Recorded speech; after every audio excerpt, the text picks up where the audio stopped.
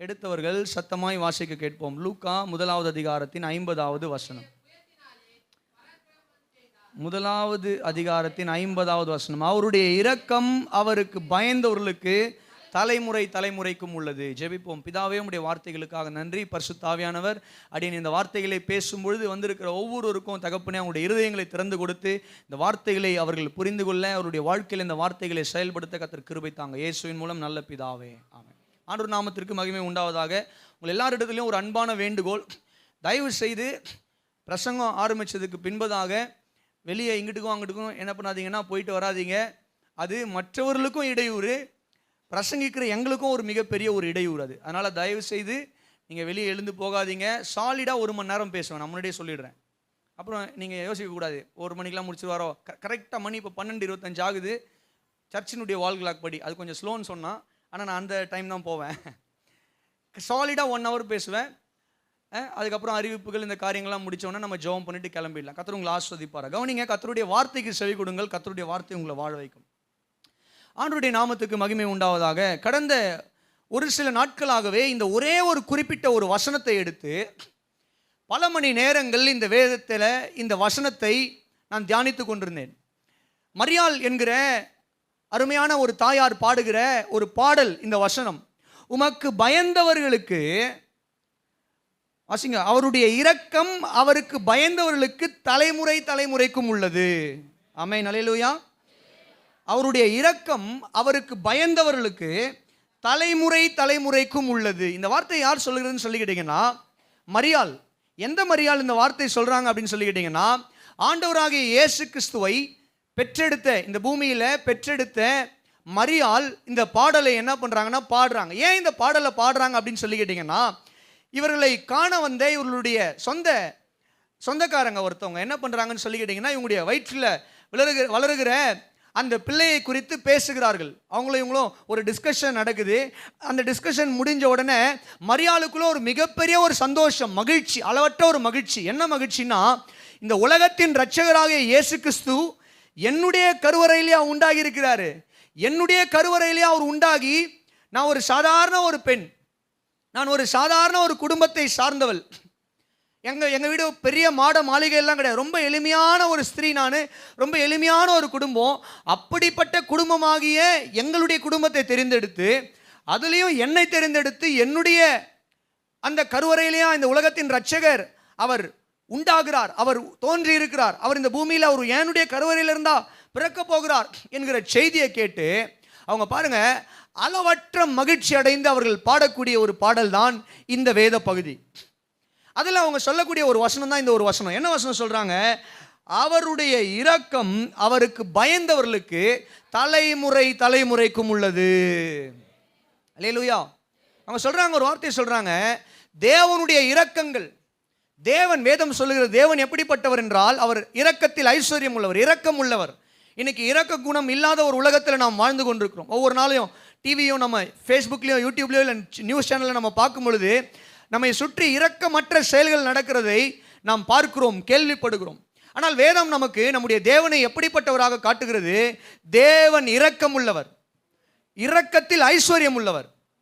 அல்லேலூயா. அப்போ இந்த அம்மா பாடும்போது ஒரு காரியம் சொல்றாங்க, கவனிங்க என்ன சொல்றாங்க? அவருடைய இரக்கங்கள் அவருக்கு பயந்தவர்கள் மேல். அல்லேலூயா. தேவன் இரக்கம் உள்ளவர், தேவன் தம்முடைய இரக்கத்தை வெளிப்படுத்துகிறவர். ஆனால் தேவன் யாருடைய வாழ்க்கையில் தம்முடைய அளவற்ற இரக்கத்தை வெளிப்படுத்துகிறார்? அவருக்கு பயந்தவர்கள் மீது தலைமுறை தலைமுறைக்கும் தம்முடைய இரக்கத்தை வெளிப்படுத்துகிறார். அல்லேலூயா. விளங்குனவங்க ஒரு அல்லேலூயா சொல்லுங்களேன். தேவன் இரக்கம் உள்ளவர். யாருக்கு தம்முடைய இரக்கத்தை வெளிப்படுத்துகிறார்? நல்ல கவனிங்க. தமக்கு பயந்தவர்களுக்கு தலைமுறை தலைமுறைக்கும் அவருடைய இரக்கத்தை வெளிப்படுத்துகிறார் என்று அருமையான இந்த தாயார் மரியாள் என்ன பண்றாங்க அப்படின்னு சொல்லி கேட்டீங்கன்னா, அவங்க பாடுறதை நம்ம இங்க கேட்க முடியும். சரி, தேவனுடைய இரக்கம் என்றால் என்ன? What is mean by mercy of God? தேவனுடைய இரக்கம் என்றால் என்ன? தேவனுடைய இரக்கம் என்றால் மிக முக்கியமாக இரக்கம் என்றால் மர்சி அப்படின்னா அவருடைய மன்னிக்கிற குணம். ஆமென். தேவனுடைய இரக்கம் என்பது தேவனுடைய மன்னிக்கிற குணம். Is compassion, is PT on the human being. மனுஷனுடைய அவல நிலையை பார்த்து மனுஷனை மன்னிக்கிறது மாத்திரமல்ல, மனு குலத்துக்கு உதவி செய்கிற அவருடைய அந்த குணம் இருக்கு பார்த்தீங்களா?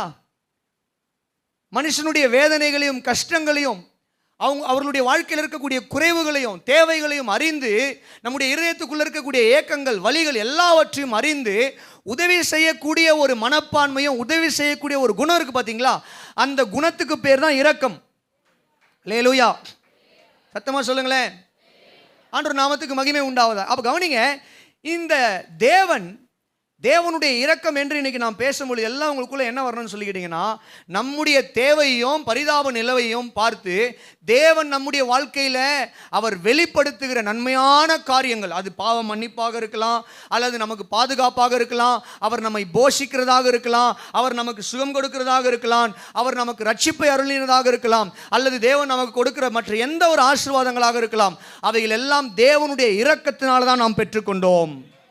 நிறைய பேர் சாட்சி சொன்னீங்க, ஆண்டவர் வீட்டை கொடுத்தாரு, நிறைய காரியங்களை கொடுத்தாரு, வாகனம் கொடுத்தாரு, அப்புறம் வேலை கொடுத்தாரு, நல்ல சம்பளம் கொடுத்தாரு, குடும்பங்களை கொடுத்தாரு, நிறைய சாட்சி சொன்னீங்க இல்லையா? இவைகள் எல்லாம் தேவனுடைய இரக்கத்தால் பெற்றுக்கொண்டீங்க. அல்லேலூயா.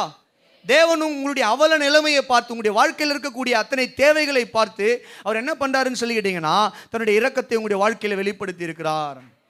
கரங்களை தட்டி ஒரு அல்லேலூயா சொல்லுங்க. ஆமென், அல்லேலூயா. கவனிங்க, தேவன் இந்த இரக்கங்களை நம்முடைய வாழ்க்கையில் அதிகமாய் வெளிப்படுத்த வேண்டுமானால் நாம் தேவ பயம் உள்ளவர்களாக இருக்க வேண்டும். தேவனுக்கு பயந்த ஒரு வாழ்க்கையை வாழ வேண்டும். 2026 தேவன் நமக்கு கொடுக்கிற ஒரு மிக முக்கியமான ஒரு வாக்குத்தத்தம் என்னன்னு சொல்லிக்கிட்டீங்கன்னா, த பிரைமரி ப்ராமிஸ் இஸ், அவருக்கு பயந்த குடும்பங்கள் மீது தம்முடைய இரக்கங்களை அவர் தலைமுறைக்கும் அவர் என்ன பண்றாருன்னு சொல்லிக்கிட்டீங்கன்னா கொடுக்கிற தேவனாக இருக்கிறார். ஹல்லேலூயா. கவனிங்க, தேவனுக்கு பயந்த குடும்பமாக இருக்கும். அதுதான் முதல் அர்ப்பணிப்பே. அதுதான் நம்முடைய குடும்பம், நம்முடைய மனைவி, கணவன், பிள்ளைகள் தேவனுக்கு பயந்தவர்களாக வாழ வேண்டும் இந்த பூமியில். அல்லேலூயா சொல்லுங்களேன். தேவ பயம் எந்த ஒரு மனுஷனுக்குள்ள இருக்கிறதோ, தேவனுடைய பயம் எந்த ஒரு குடும்பத்துக்குள்ள இருக்கிறதோ, கர்த்தர் அந்த குடும்பத்தில் தம்முடைய இரக்கத்தை வெளிப்படுத்துகிறதை நீங்கள் காண்பீர்கள். அல்லேலூயா. நிறையா சாட்சிகளை கேட்டோம், ரொம்ப ஆச்சரியமாக இருந்தது. அவங்க சொல்லும் போது கேட்டிங்களா, சபைக்கு நேரத்துக்கு வர ஆரம்பித்தோம், ஆண்டவருக்காக வந்து சபையில் ஊழியம் பண்ண ஆரம்பித்தோம், சபை குடும்பமாக வந்து சபையில் எல்லா வேலைகளையும் செய்ய ஆரம்பித்தோம், கர்த்தர் ஆசீர்வாதங்களை கொடுக்க அப்படின்னு என்ன அர்த்தம்? தேவ பயத்துக்குள்ளே நம்ம வர வர வர வர வர கர்த்தர் சரீரத்தில் சுகத்தை கொடுக்குறாரு, வாழ்க்கையில் அற்புதங்களை செய்கிறாரு, எதிர்பார்க்கிற காரியங்களை எல்லாம் நிறைவேற்றுகிறவராக இருக்கிறார். சரி, கர்த்தர் நல்லவராக இருக்கிறார். ஒரு 3 காரியம் தான் ஆக்சுவலாக நான் பேச வந்த மெசேஜ். அதுதான் ரொம்ப முக்கியமான 3 விஷயம். இந்த 3 காரியத்தை நீங்கள் கொண்டு போனோம் இன்னைக்கு இங்கிருந்து போகும்போது. இந்த செய்தியில் 3 குறிப்பு. இதை நீங்கள் கொண்டு போனீங்கன்னா நீங்கள் நியூ இயர் சர்வீஸ்க்கு வந்ததுக்கு ஒரு அர்த்தம் இருக்குது. இல்லைன்னா நீங்கள் வந்ததுக்கு அர்த்தமே இல்லை. தயவு செஞ்சு எழுதி வச்சுக்கோங்க, எனக்கு தப்பாக எடுத்துக்காதீங்க. நீங்கள் தப்பாக எடுத்துக்கிட்டாலும் எனக்கு பிரச்சனை கிடையாது. ஒரு 3 காரியம். முதலாவது, இந்த மரியாள் பாடுகிறாங்க, அவருடைய இரக்கம் அவருக்கு பயந்தவர்களுக்கு தலைமுறைக்கும் உள்ளது. இந்த தலைமுறைக்கும் உள்ளது என்கிற வார்த்தைக்கான 2 விதமான கண்ணோட்டத்தில் இந்த வார்த்தையை நான் 2 குறிப்புகளாக பேசுவேன். தலைமுறைக்கும் அப்படின்னா என்னன்னு சொல்லிக்கிட்டீங்கன்னா, his mercies are everlasting. அப்படின்னா தேவனுடைய இரக்கங்கள் நித்தியமானவைகள். எல்லாரும் சொல்லுங்க, தேவனுடைய இரக்கங்கள் நித்தியமானவைகள். அப்படின்னா என்ன தெரியுமா? மரியாள் என்ன பாடுறாங்கன்னா, இதனுடைய முதல் பிரைமரியான அர்த்தம் என்னன்னு சொல்லி கேட்டிங்கன்னா, பல தலைமுறைகளுக்கு முன்பதாக வாழ்ந்த தேவ மனிதர்களுடைய வாழ்க்கையில் தேவன் தம்முடைய இரக்கத்தை வெளிப்படுத்தினார். ஆமென். ஆபிரகாமுடைய வாழ்க்கையில் தம்முடைய இரக்கத்தை வெளிப்படுத்தினார். அல்லேலூயா. ஈசாக்குனுடைய வாழ்க்கையில் தன்னுடைய இரக்கத்தை வெளிப்படுத்தினார். தாவீதுனுடைய வாழ்க்கையில் தன்னுடைய இரக்கத்தை வெளிப்படுத்தினார். தானியேலுடைய வாழ்க்கையில் தன்னுடைய இரக்கத்தை வெளிப்படுத்தினார். இப்போ மரியாள் என்ன பாடுறாங்கன்னா, தலைமுறைக்கும் யாரெல்லாம், அவங்க எந்த தலைமுறையை சார்ந்தவங்களாக இருக்கலாம், அவங்க 4000 வருஷத்துக்கு முன்பதாக வாழ்ந்தவர்களாக இருக்கலாம், 2000 வருஷத்துக்கு முன்பதாக வாழ்ந்தவர்களாக இருக்கலாம், 50 வருஷத்துக்கு முன்பதாக வாழ்ந்தவர்களாக இருக்கலாம், அல்லது இன்றைக்கு வாழ்ந்தவர்கள் ஜீசஸ் லவ்ஸ் மீ சர்ச்சில் வாழ்ந்து கொண்டிருக்கிறவர்களாக இருக்கலாம், அல்லது இன்னும் 100 வருஷம் கழித்து வாழ போகிறவங்களாக இருக்கலாம். யாரெல்லாம் தேவனுக்கு பயப்படுகிறார்களோ அவருடைய இரக்கம் ஒரு நாளும் மாறாது. அவர் 4000 வருஷத்துக்கு முன்பதாக அவர் இரக்கத்தை காண்பித்தார் என்றால் அவர் இன்றும் இரக்கத்தை காண்பிக்கிறார். இன்றைக்கு இரக்கத்தை காண்பிக்கிற தேவனானால் அவர் நாளைக்கும் இரக்கத்தை காண்பிக்கிறார். இப்போ நம்ம என்ன சொல்ற வராங்க, தேவன் தமக்கு பயந்தவர்கள் எந்த தலைமுறையை சார்ந்தவர்களாக இருந்தாரோ கர்த்தர் அவர்களுடைய வாழ்க்கையில என்ன பண்றாருன்னு சொல்லிட்டீங்கன்னா இரக்கத்தை வெளிப்படுத்துகிற தேவனாக இருக்கிறார். கரங்களை உயர்த்தியோ தட்டியோ ஒரு அல்லேலூயா சொல்லுங்க பார்க்கலாம். அதனால நம்முடைய ஆண்டவருக்கு ஒரு அற்புதமான ஒரு பெயர் உண்டு. எபிரேயர் 13வது அதிகாரத்தின் 8வது வசனத்தில் இயேசு கிறிஸ்து நேற்றும் இன்றும் என்றும் மாறாதவராயிருக்கிறார். அல்லேலூயா சொல்லுங்க. அவருக்கு பெயரே மாறாதவர். எகோவா அப்படின்னு ஒரு பெயர் இருக்கு ஆண்டவருக்கு. எத்தனை பேருக்கு தெரியும் எகோவா அப்படின்னு பெயர் தெரியுமா? தெரிஞ்சவங்க எல்லாம் ஒரு அல்லேலூயா சொல்லுங்க. இந்த எகோவா அப்படின்ற பெயர் நமக்கு தெரியும். அந்த பெயரினுடைய அர்த்தம் என்ன? Hallelujah. I am that I am, இருந்தவராகவே இருக்கிறேன் என்று ஆண்டவர் சொன்னார் இல்லையா? அந்த வார்த்தைக்கான அர்த்தம் தான், அந்த வார்த்தையினுடைய பெயர் தான் எகோவா, இருந்தவராகவே இருக்கிறேன். இருந்தவராகவே இருக்கிறேன்னா என்னன்னு சொல்லிக்கிட்டீங்கன்னா என்றென்றைக்கும் சதா காலங்களிலும் நித்திய நித்திய காலமாய் மாறாதவராய் இருக்கிறார். அல்லேலூயா. அப்போ அவருடைய அடிப்படை பெயர், அடிப்படை குணமே என்னன்னு சொல்லிக்கிட்டீங்கன்னா மாறாதவர். எல்லாரும் சொல்லுங்க, அவர் எப்படிப்பட்டவர்? மாறாதவர். நீங்க குறிக்கிறவங்க இன்னும் ஒரு 2 கூடுதல் வசனங்களை குறித்துக் கொள்ளலாம். மல்கியா தீர்க்க தரிசன புத்தகம் 3வது அதிகாரத்தின் 6வது வசனம். எழுதுறவங்களுக்கு தான் நான் சொல்றேன், புரட்டுறவங்க வேணாம். வெளிப்படுத்துதல் 1வது அதிகாரத்தின் 8வது வசனத்தில் ஆண்டவர் மாறாதவராய் இருக்கிறார் என்று வேதம் நமக்கு போதிக்கிறது. சரி, நல்லா கவனிங்க. இந்த வேத புத்தகத்தில் நம்ம வாசிக்கிறோம், மோசே என்கிற ஒரு மனிதனுடைய நாட்களில் தேவன் இந்த இஸ்ரவேல் ஜனங்களை எகிப்தின் அடிமைத்தனத்திலிருந்து விடுதலையாக்கி கானானுக்கு நேராய் நடத்துகிறார். இப்போ கானானுக்கு நேராய் போய் கொண்டிருக்கிற வழியில் மோசே, அவருக்கு வயது முதிர்ந்து விட்டது, அவருடைய காலம் வந்தபொழுது கர்த்தர் என்ன பண்றாருன்னு சொல்லிட்டீங்கன்னா, மோசே நீ மரிக்க போகிறாய், உனக்கு பின்பதாக யோசுவா என்கிற ஒரு மனிதனை ஊழியத்திற்காக ஆயத்தப்படுத்து என்று சொல்லுகிறார். மோசே மரிப்பதற்கு முன்பதாக யோசுவா என்கிற தேவ மனிதனை என்ன பண்றாருன்னு சொல்லிக்கிட்டீங்கன்னா மோசேக்கு அடுத்த தலைவனாக அவர் என்ன பண்றாருன்னா அபிஷேகிக்கிறார். ஒரு அல்லேலூயா சொல்லுவோமா? மோசே காலம் வந்தபோது அவர் மரித்தும் போகிறார். இப்போ இந்த மோசே மரித்து போன உடனே யோசுவாவுக்குள்ள ஒரு பெரிய ஒரு பயம், ஒரு கலகம். என்ன பயம், என்ன கலகம் அப்படின்னு சொல்லி கேட்டிங்கன்னா, மோசேவை ஜனங்கள் ஏற்றுக்கொண்டாங்க. ஆமென். மோசேயை ஜனங்க ஏற்றுக்கிட்டாங்க. மோசேயை ஏற்றுக்கிட்டது போலே என்னையும் ஏற்றுக்கொள்வாங்களா? இப்போ யோசுவாவுக்கும் அதே பயம்.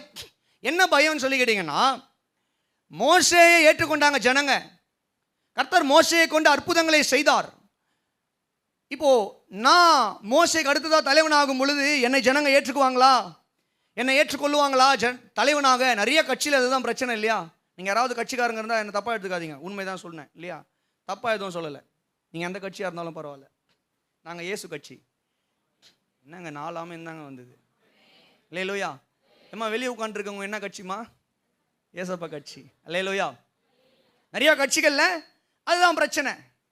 இங்க யோசுவாவுக்கும் அதே தான் பிரச்சனை. என்னை ஏற்றுக்கொள்வார்களா தெரியவில்லையே. ஏன்னா யோசுவா மோசேனுடைய வாழ்க்கையை பார்க்கிறாரு. தேவன் மோசேயோடு கூட இருந்து எப்படிப்பட்ட காரியங்களை எல்லாம் செய்தார் என்பதை யோசுவா கூட இருந்து அசிஸ்டண்டா பார்த்துக்கிட்டு இருக்காரு.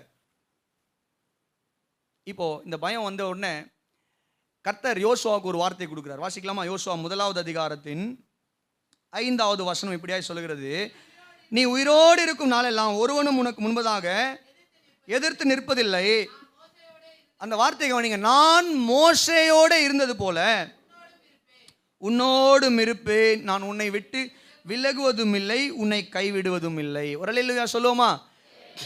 ஆண்டவர் ப்ராமிஸ் பண்றார் யோசுவாவுக்கு. என்ன ப்ராமிஸ் பண்றார்? யோசுவா, நீ எதிர்காலத்தை குறித்து பயப்படுற, இந்த லட்சக்கணக்கான ஜனங்களை எப்படி நடத்த போறோன்னு சொல்லி பயப்படுற. ஆனா ஒரு காரியத்தை நான் இன்னைக்கு உனக்கு சொல்ல விரும்புகிறேன். மோசேயோடு கூட இருந்தது போல உனக்கு முன்பதாக இருந்த ஒரு தலைமுறை, உனக்கு முன்பதாக இருந்த ஒரு தலைமுறை மோசே. இந்த மோசேயோடு கூட நான் இருந்து எப்படி நான் மோசேயை நடத்தினோ அதே போலதான் நான் உன்னோடு கூடவும் இருக்க போகிறேன். அல்லேலூயா. சத்தமா சொல்லுங்களேன். மோசே கூட இருந்தது போலதான் உன்னோட கூடவும் இருக்க போகிறேன். மோசேயை நடத்தினது போலதான் உன்னோடு இருந்து நான் உன்னை நடத்த போகிறேன். மோசேயை கொண்டு எப்படிப்பட்ட காரியங்களை எல்லாம் செய்தேனோ அதே போல உன்னோடு கூட இருந்து உன்னை கொண்டும் காரியங்களை நான் நிறைவேற்றுவேன். கரங்களை தட்டி ஒரு அல்லேலூயா சொல்லுமா? அப்போ என்ன அர்த்தம்? ஆண்டவர் என்ன சொல்ல வராரு? What is the point? மரியாள் பாடுறாங்க, அவருடைய இரக்கம் அவருக்கு பயந்தவர்களுக்கு தலைமுறை தலைமுறைக்கும் உள்ளது. தலைமுறை தலைமுறைக்கும் அப்படின்னு சொல்லும் பொழுது, யோசுவாவுக்கு முன்பதாக இருந்த தலைமுறை மோசே. யோசுவாவுக்கு பயம். மோசே கூட கர்த்தர் இருந்தார், என் கூட இருப்பாரா அப்படின்னு சொல்லிட்டு. ஆனால் மரியாள் பாடும்போது சொல்றாங்க, இல்லை இல்லை, கர்த்தருக்கு பயந்தவங்க எந்த வருஷத்தில் வாழ்றவங்களா இருந்தாலும், எந்த தலைமுறையை சார்ந்தவர்களாக இருந்தாலும், எந்த தேசத்தை சார்ந்தவர்களாக இருந்தாலும், எந்த பின்னணியை சார்ந்தவர்களாக இருந்து வந்தாலும் பரவாயில்ல, அவர்கள் கர்த்தருக்கு பயப்படுகிறவர்களாக இருப்பார்களானால் கர்த்தர் அவர்களோடு கூட இருந்து தம்முடைய இரக்கத்தை அவர்கள் தலைமுறை தோறும் வெளிப்படுத்துகிற தேவனாக இருக்கிறார். கவனிங்க, இந்த 2026வது வருஷம் தேவ பயம் உங்களுக்குள்ள இருக்குமானால், கர்த்தருக்குரிய பயத்தில் நீங்கள் வளருவீர்களானால், மோசேயோடு கூட இருந்தது போல, யோசுவாவோடு கூட தேவன் இருந்தது போல, பழைய ஏற்பாட்டு மற்ற பரிசுத்தவான்களோடு கூட தேவன் இருந்து ஆச்சரிய விதமாய் நடத்தினது போல ஆண்டவர் நம்மையும் ஆச்சரியமாய் நடத்துவார். அல்லேலூயா சொல்லுங்களேன், சத்தமா சொல்லுங்களேன். ஆண்டவர் நாமத்திற்கு மகிமை உண்டாவதாக. நீங்கள் தேவனுக்கு பயந்தவர்களாக இருப்பீர்களானால், தேவனுக்கு பயப்படுகிற பயம் உங்களுடைய குடும்பத்தில், உங்களுடைய வாழ்க்கையில், தனிப்பட்ட ஜீவியத்தில் இருக்குமானால், கர்த்தர் பரிசுத்தவான்களுடைய வாழ்க்கையில் காட்டின இரக்கத்தை நம்முடைய வாழ்க்கையிலும் காட்ட வல்லமையும் உண்மை உள்ளவருமாய் இருக்கிறார். கரங்களை உயர்த்தியோ தட்டியோ மீண்டும் ஒரு விஷயம், ஒரு அல்லேலூயா சொல்லுங்களேன். ஆனால் மனுஷங்க மாறுவாங்க, மனுஷங்க மாறுவாங்க. ஒரு உதாரணத்தை சொல்லிட்டு நான் அடுத்த குறிப்புக்கு போயிட விரும்புகிறேன். கர்த்தர் உங்களை ஆஸ்வதிப்பாராக. கவனிங்க, யோசேப்பு நிமித்தமாக எகிப்தில் அத்தனை எகிப்தியர்களும் பாதுகாக்கப்பட்டார்கள். பஞ்சம் வந்தபோது 7 வருஷம் பஞ்சம், 7 வருஷம் ஆஸ்வாதம், 7 வருஷம் பஞ்சம். யார் ஞானமாக செயல்பட்டு காப்பாற்றினது? சொல்லுங்க, யோசேப்பு.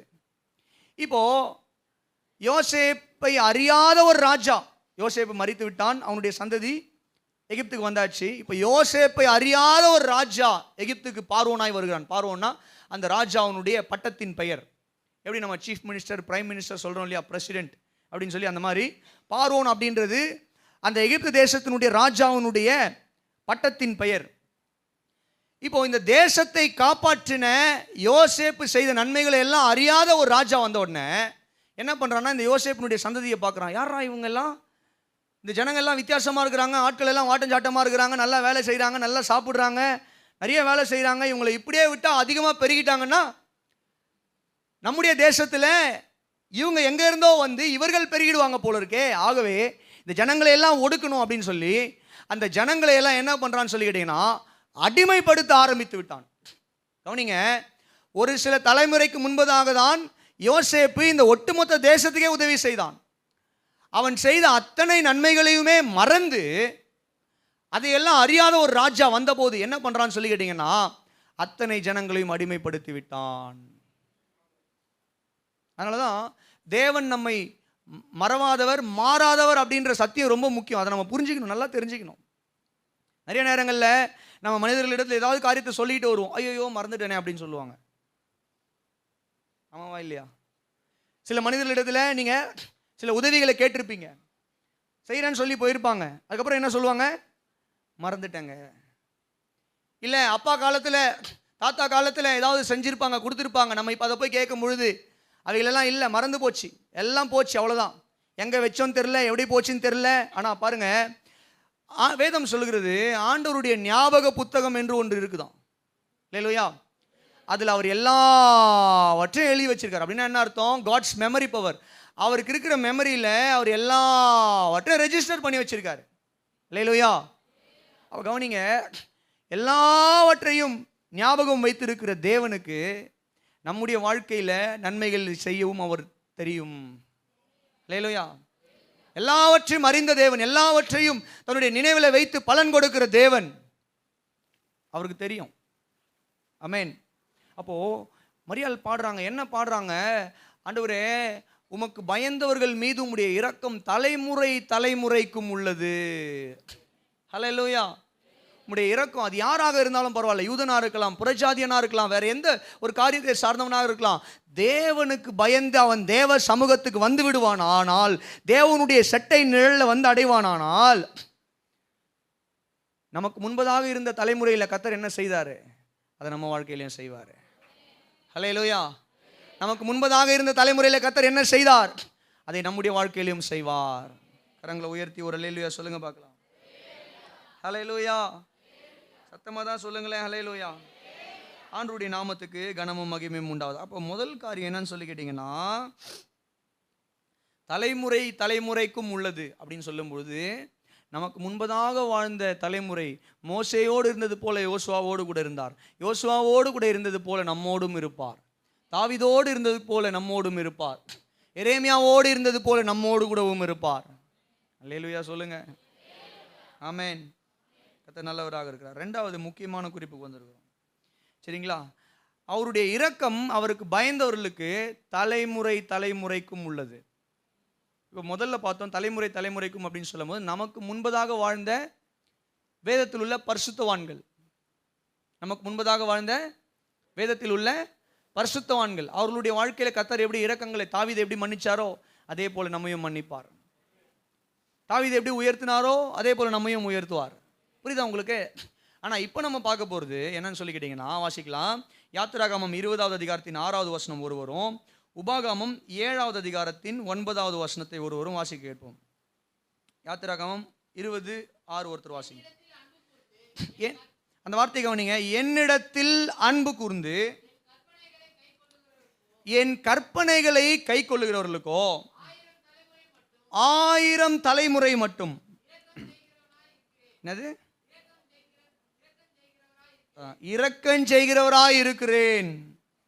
உபாகமம் 7வது அதிகாரத்தின் 9வது வசனம் இப்படியே சொல்கிறது. ஆகையால் உன் தேவனாகிய கர்த்தரே தேவன் என்றும் தம்மில் அன்பு கூர்ந்து தமது கற்பனைகளை கை கொள்ளுகிறவர்களுக்கு அவர் 1000 தலைமுறை மட்டும் உடன்படிக்கையும் தயவையும் காக்கிற உண்மையுள்ள தேவன் என்றும். ஹல்லேலூயா சொல்லுங்க பார்க்கலாம்.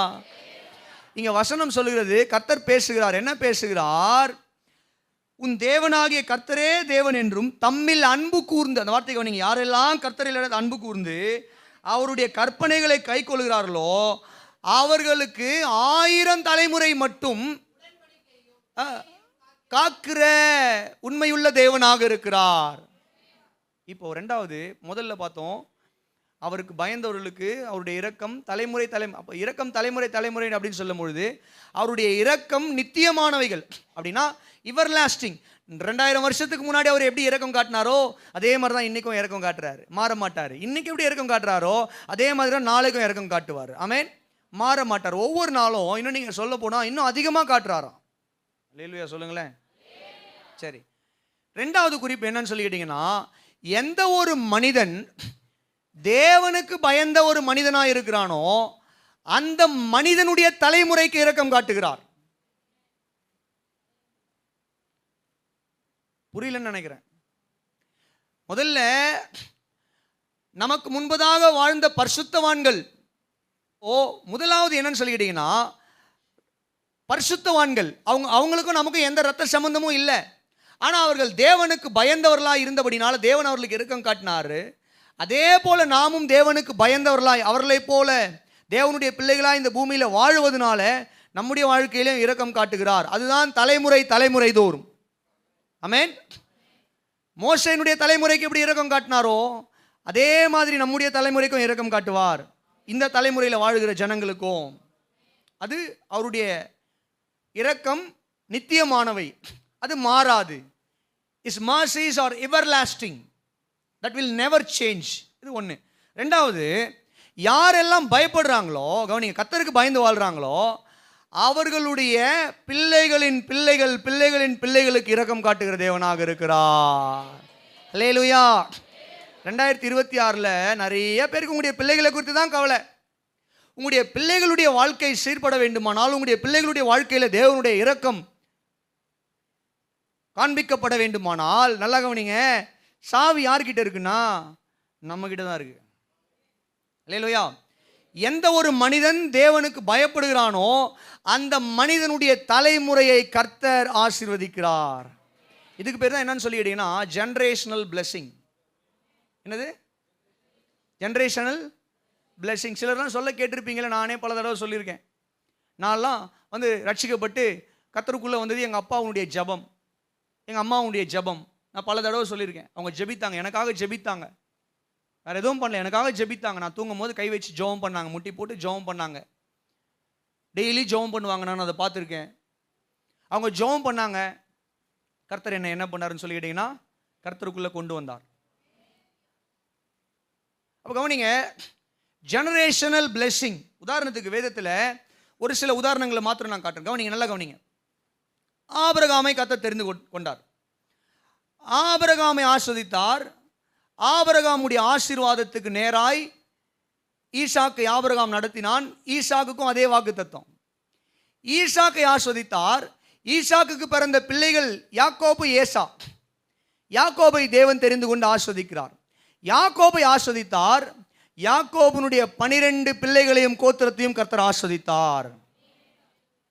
சரி, இது ஆபிரகாம் என்கிற ஒரு தனிப்பட்ட மனிதனை தேவன் தெரிந்து கொண்டு அவனை ஆஸ்வதித்தது. வேதத்தில் தேவன் ஒரு விபச்சாரியை இந்த மாதிரி ஆஸ்வதித்தாருங்க. ஒரு விபச்சாரி, யாருக்காவது தெரியுமா? வாசிக்கலாமா? வாசிங்க. யோசுவாவின் புத்தகம் 2வது அதிகாரத்துக்கு வருவீங்கன்னா, அங்கே 12வது வசனம் 13வது வசனம். எங்கேயோ ஜான் சத்தம் கேட்குது, அமைதியாக இருக்கணும் பா தம்பி.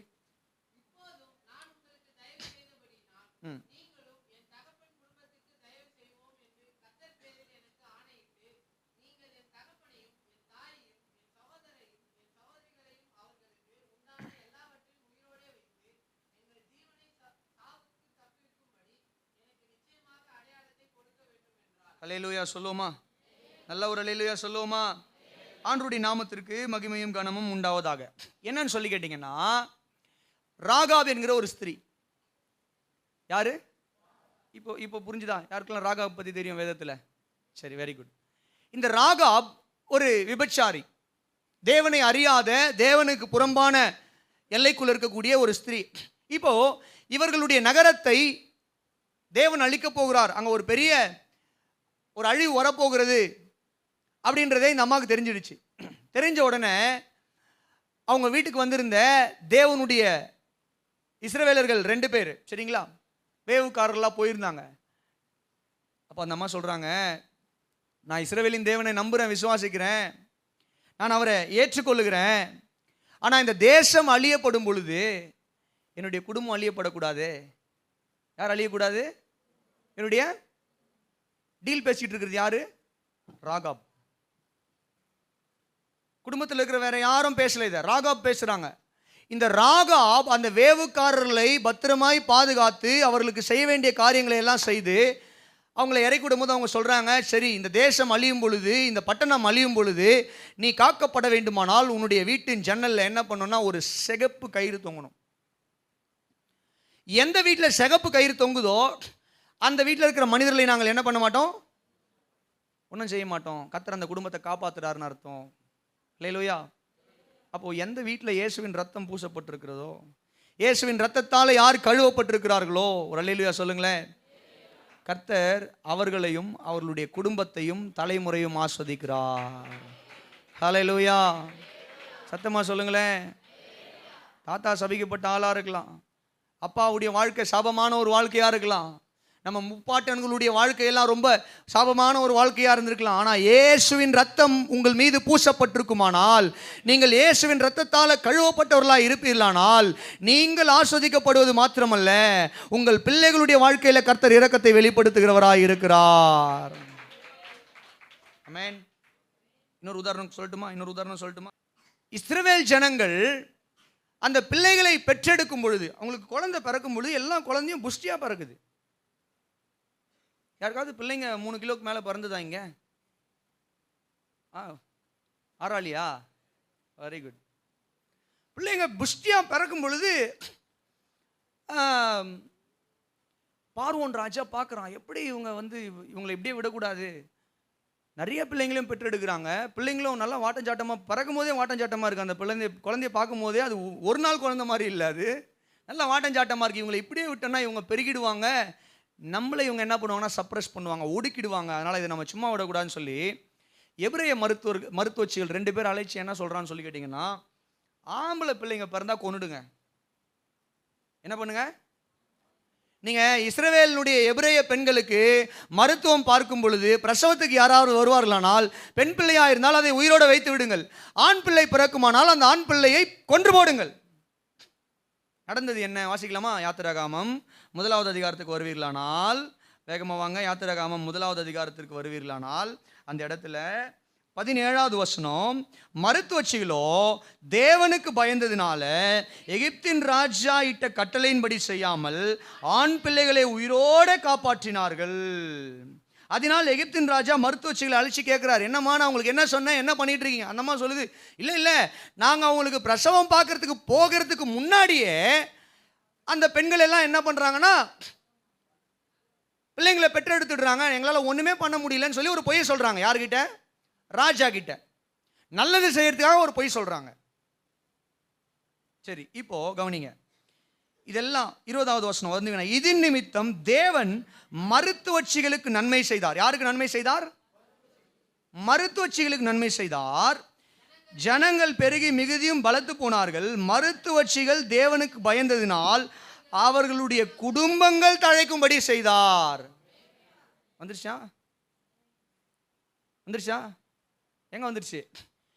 மருத்துவச்சிகளுக்கு கொடுக்கப்பட்ட கட்டளை என்ன?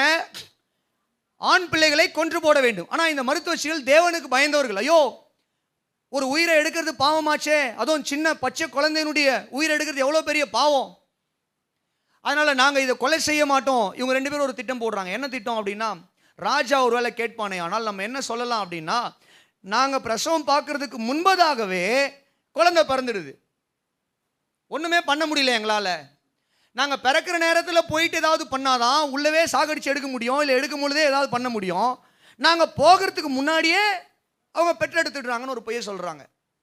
இது நிமித்தம் கர்த்தர் மருத்துவச்சிகளை மாத்திரம் ஆஸ்வதிக்கல, மருத்துவச்சிகளுடைய குடும்பங்களை கர்த்தர் ஆஸ்வதித்தார்.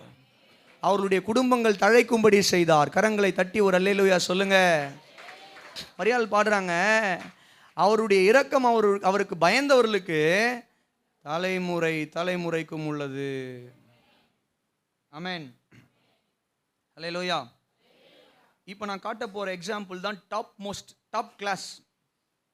நீங்கள் வந்து பைபிள் புரட்ட வேணாம், ஏன்னா இதை நான் சொல்லணும், வசனங்கள் எல்லாம் காட்டி பேசணுன்னா உங்களுக்கு புரிய வைக்கிறதுக்குள்ளே 1:30 மணி ஆகிடும். அதுக்குள்ளே நீங்கள் எல்லாரும் என்னை திட்டுவீங்க இல்லையா? அப்போனா ஓகே, கர்த்தர் நல்லவர். ஆமென். தாவீது சொல்லுங்க எல்லாரும், கவனிங்க. தாவீதுக்கு ஒரு நாள் ஒரு வாஞ்சை, ஆண்டவருக்கு ஒரு ஆலயத்தை கட்டணும். என்ன கட்டணும்? நல்லா கவனிங்க, ரொம்ப இன்ட்ரெஸ்டிங்கான ஒரு சம்பவம். ஆண்டவருக்கு ஆலயத்தை கட்டணும் ஒரு வாஞ்சை. அன்று இரவு தீர்க்கதரிசியின் மூலமாக தாவீதுக்கு ஒரு வார்த்தை வருகிறது. என்ன வார்த்தைன்னா, தாவீது, நீ எனக்கு ஆலயத்தை கட்ட வேண்டாம், எனக்கு ஆலயத்தை கட்ட வேண்டாம். இந்த கையால் நிறைய ரத்தம் சிந்தி இருக்கிற, இது ரத்தம் சிந்தின கை, ஆகவே இந்த கையால் எனக்கு ஆலயம் கட்ட வேண்டாம்.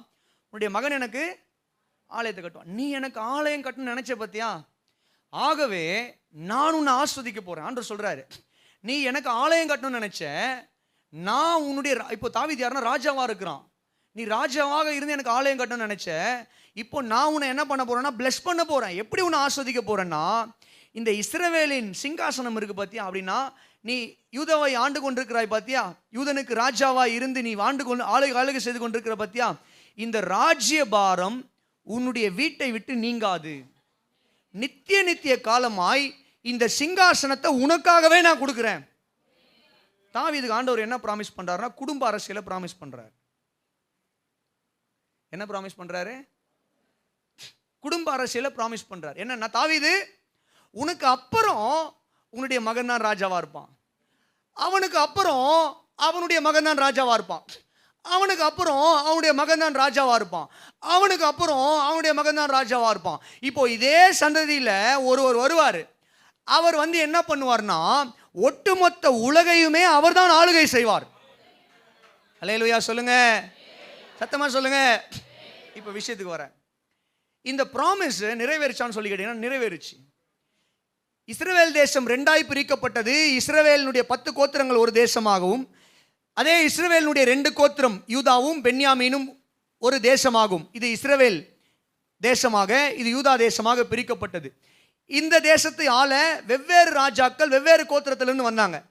ஆனால் இந்த யூதாவை ஆண்டாங்க பார்த்தீங்களா, கிட்டத்தட்ட 20 ராஜாக்கள் இந்த யூதாவை ஆண்டாங்க, யூதா தேசத்தை.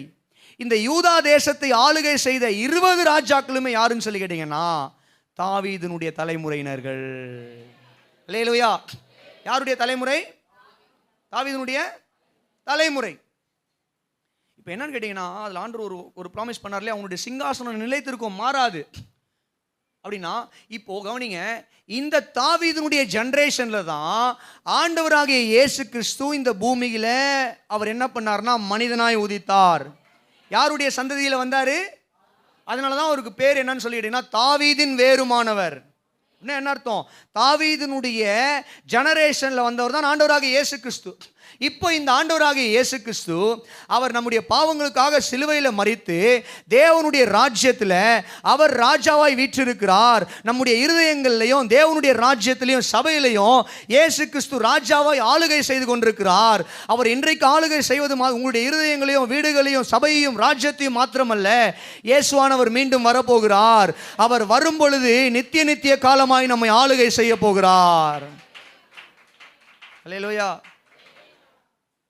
கவனிங்க, இயேசுவானவர் வரப்போறாரு, இரண்டாவது வருகை இருக்கு, அவர் வரும்பொழுது ராஜாவா வரப்போகிறாரு, ஆளுகை செய்ய போகிறாருன்றான் பிரசங்கம் பண்றோம் இல்லையா? இந்த வாக்கு தத்தமா இருக்கலாம், இந்த உபதேசமா இருக்கலாம். இது எங்க இருந்து ஆரம்பிக்குதுன்னு சொல்லி கேட்டீங்கன்னா தாவீதுக்கு கொடுக்கப்பட்ட ஒரு உடன்படிக்கை, தாவீதுக்கு கொடுக்கப்பட்ட ஒரு வாக்கு தத்தம்.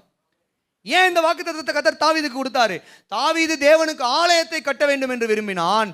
கர்த்தர் தாவீதினுடைய தலைமுறையை ஆசீர்வதித்தார். அல்லேலூயா. இப்போ விஷயத்துக்கு வருவோம். இப்போ இந்த தாவீதினுடைய தலைமுறையில் வந்தவங்க எல்லாருமே யோகியர்களா அப்படின்னு சொல்லி கேட்டீங்கன்னா கிடையாது. தாவீதுக்கு அடுத்ததான் வந்த சாலமனே, தாவீதினுடைய மகன் சாலமனே, அவன் பயங்கரமான தவறான காரியங்களை செஞ்சிட்டான். பல திருமணங்களை செய்தான், பல மறுமனையாட்டிகளை தனக்காக வைத்து கொண்டான். தேவனுக்கு பிரியமில்லாத அந்நிய தெய்வங்களுடைய விக்கிரக தோப்புகளையும் தோட்டங்களையும் உண்டாக்கினான், பலிபீடங்களை உண்டாக்கினான், கோயில்களை உண்டாக்கினான். கர்த்தர் இப்போ தாவீது நிமித்தம் சாலமன் இடத்துல சொல்றாரு, சாலமன், உன்னிடத்தில் இருக்கக்கூடிய உன்னுடைய அதிகாரத்தை என்ன பண்ண போறேன்னா பிடுங்க போகிறேன். ஆனாலும் தாவீதினுடைய முகத்துக்காக நான் உன்னை விடுறேன். ஆமென். தாவீதினுடைய முகத்துக்காக நான் என்ன பண்றேன்? உன்னை விடுறேன். உனக்கு அடுத்த ஜெனரேஷன்ல நான் என்ன பண்ணுவேன்னா அதனுடைய நியாய தீர்ப்பை கொண்டு வருவேன்.